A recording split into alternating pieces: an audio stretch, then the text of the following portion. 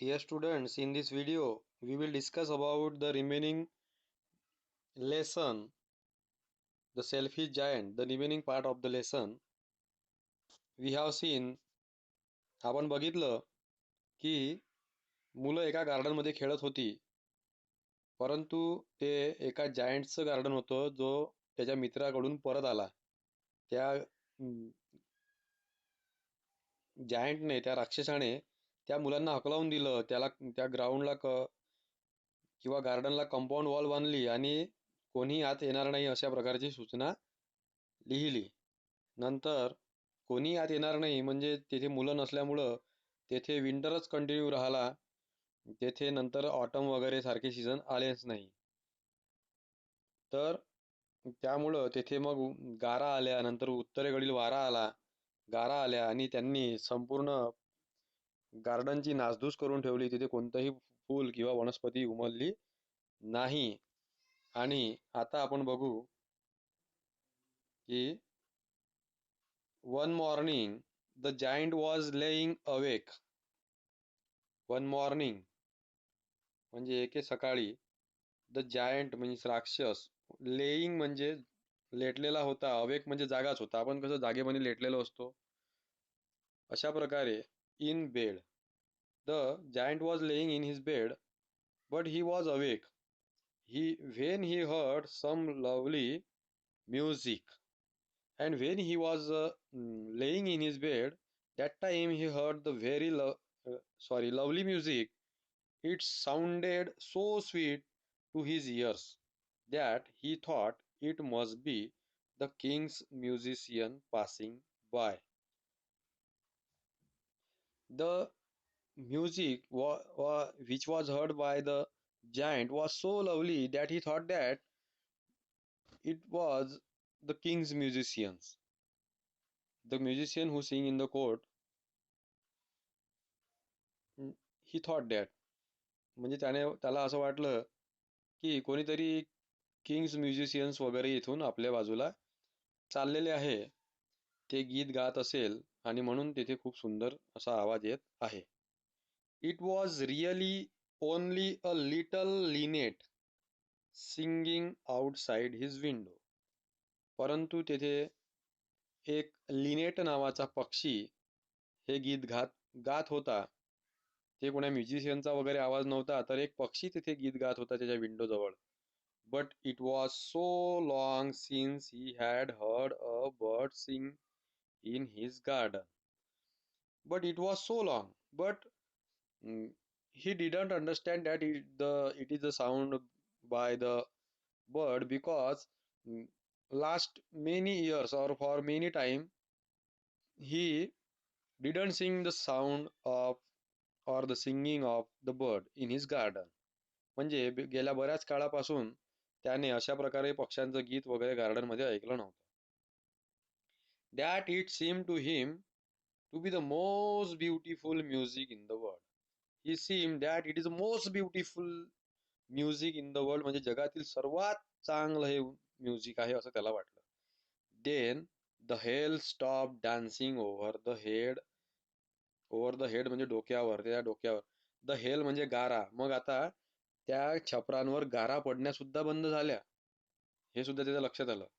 The north wind ceases, ceases म्हणजे शांत, ceases म्हणजे शांत होणे.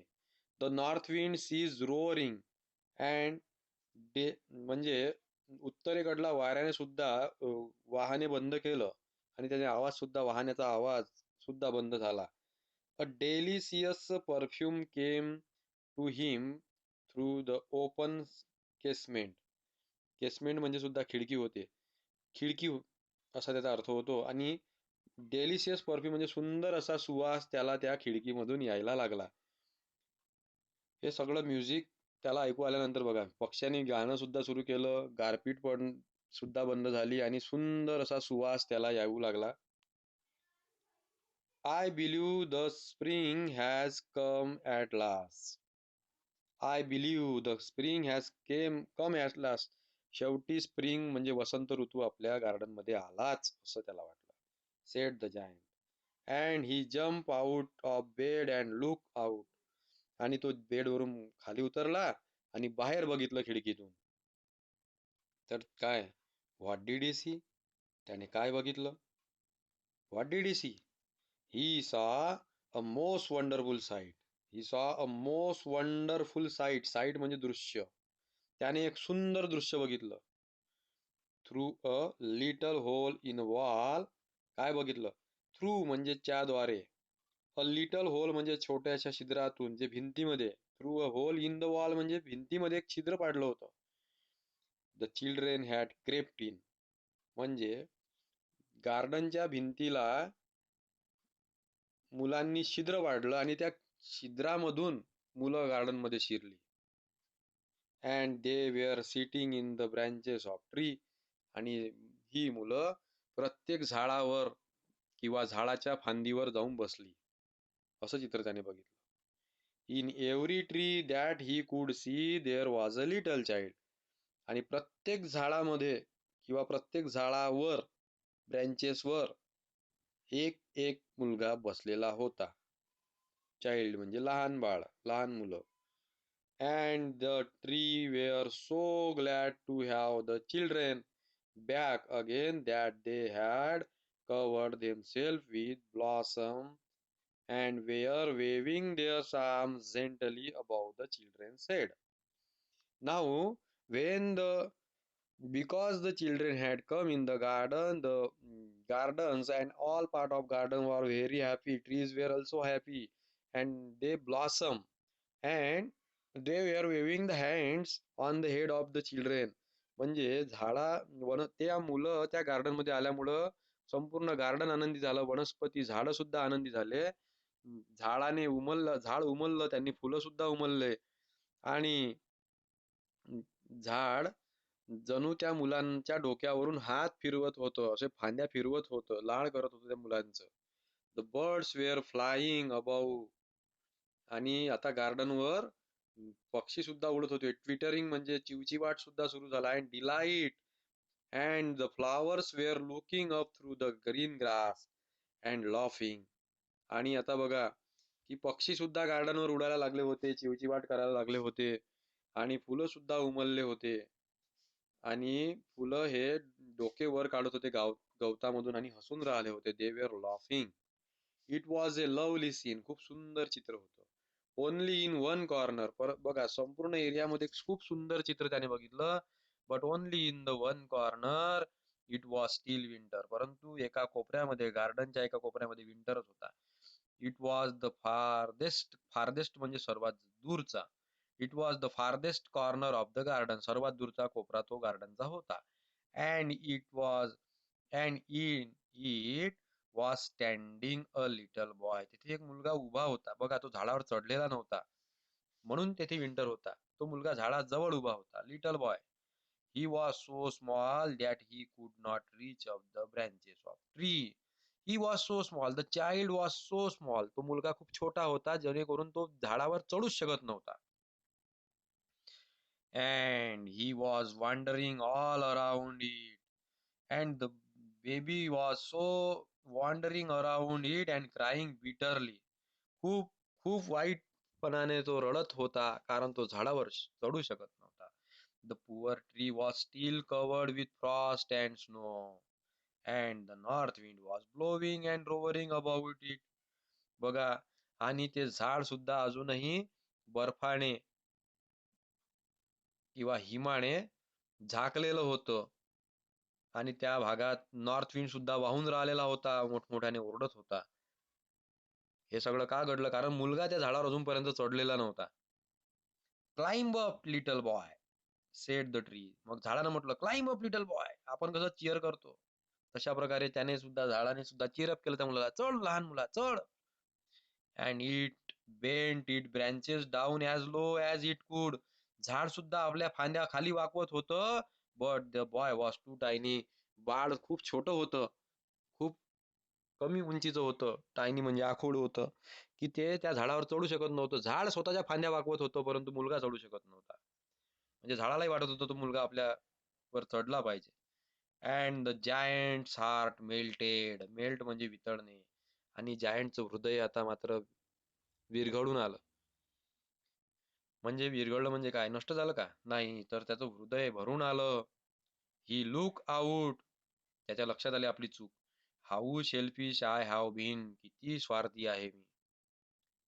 ही सेड, त्यानं म्हटलं. Now I know why the spring could not come here. म्हणून आता माझ्या लक्षात आलं की आपल्या गार्डन मध्ये स्प्रिंग हा ऋतू का आला नाही, वसंत ऋतू का आला नाही. का नाही आला? कारण की त्याने गार्डन मध्ये मुलांना येण्यावर बंदी घातली होती.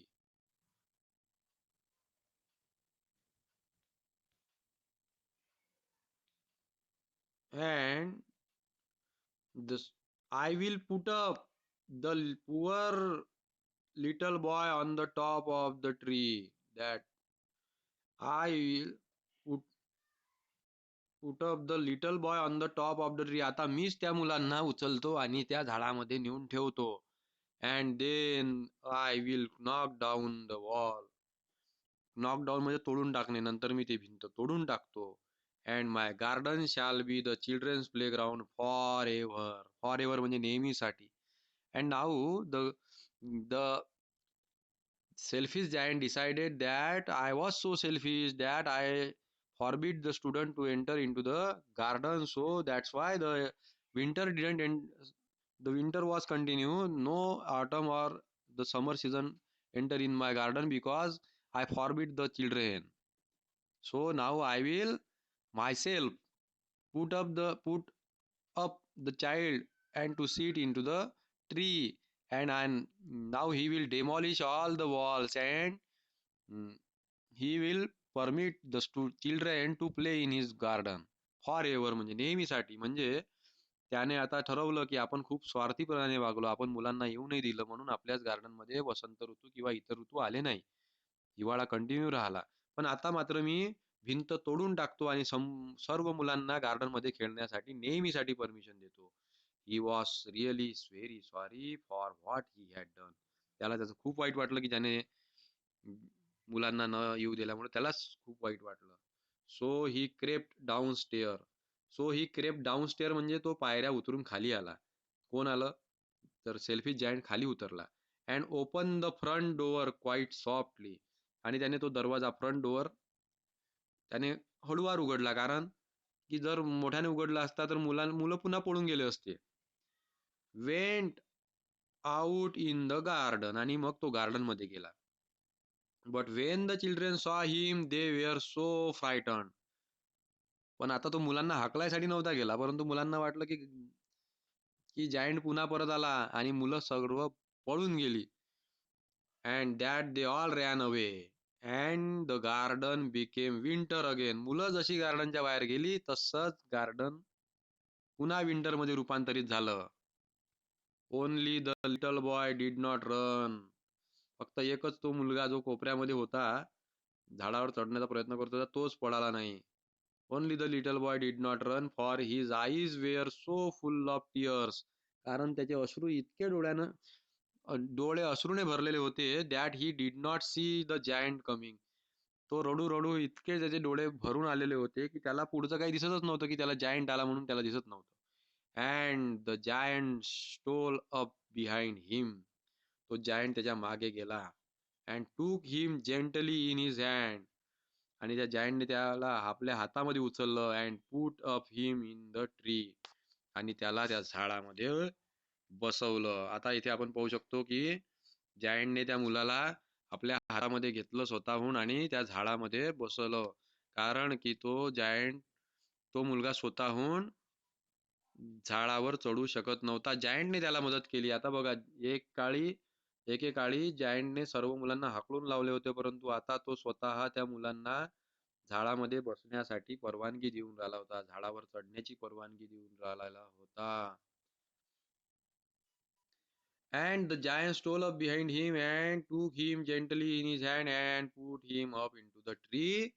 And the tree broke at once into blossom. अचानक ते झाडा अजून उमलून आलं, फुलून आलं. And the birds came and sang on it. झाडावर बर्ड सुद्धा आले, पक्षी सुद्धा आले आणि गीत गाऊ लागले. जसा मुलगा त्या झाडावर चढला तसाच ते झाड पुन्हा फुलून आलं, उमलून आलं.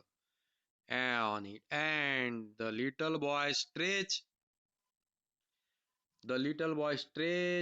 out his two arms. त्या लहान मुलाने दोन्ही हात त्याचे पुढे पसरविले and flung them around the giant's neck, आणि जायंटला कवटाळलं and kiss him, आणि जायंटची पप्पी घेतली.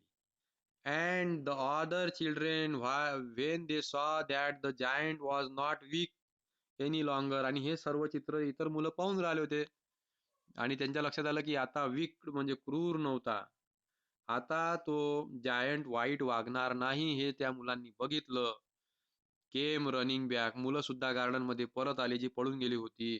And with them came the spring, आणि पुन्हा जशी ती मुलं एंटर झाली गार्डन मध्ये, आतमध्ये आली, तसाच गार्डन मध्ये स्प्रिंग ऋतू सुद्धा परत आला. म्हणजे सर्व बर्फ निघून गेला आणि वनस्पती फुलू लागल्या. It is your garden now little children. लहान मुलांनो, हे तुमचं गार्डन आहे आता, sed the giant. And he took the great ॲक्स, आणि त्याने एक मोठी कुऱ्हाड घेतली. And knock down the wall, आणि पूर्ण भिंत पाडून टाकली. And when the people were going to market at 12 o'clock, जेव्हा 12 वाजता लोक मार्केटमध्ये जात होती, they found the giant playing with the children. त्या लोकांना सुद्धा दिसत होतं की जायंट आता मुलांसोबत खेळत आहे. द मोस्ट ब्युटिफुल गार्डन, कुठे? In the most beautiful garden they had ever seen. आजपर्यंत त्यांनी बघितलेल्या सर्वात सुंदर गार्डन मध्ये गावातली मुलं खेळत आहे जायंट सोबत. हे दररोज दुपारी 12 वाजता लोक बघित होते, कारण की मुलांची शाळा सुद्धा सकाळची होती. From the selfish giant by Oscar Wilde. Selfish giant येथून हा लेसन घेतलेला आहे, ऑस्कर वाईल्डने लिहिलेल्या बुकमधून. येथेच हा लेसन संपलेला आहे. सो मुलं, आपण जसं बघा की मुलांसोबत वाईट वागल्यामुळं काय परिणाम होतो हे आपण या लेसन मधून शिकलेलो आहोत. So write down the English workshop and we will stop here now.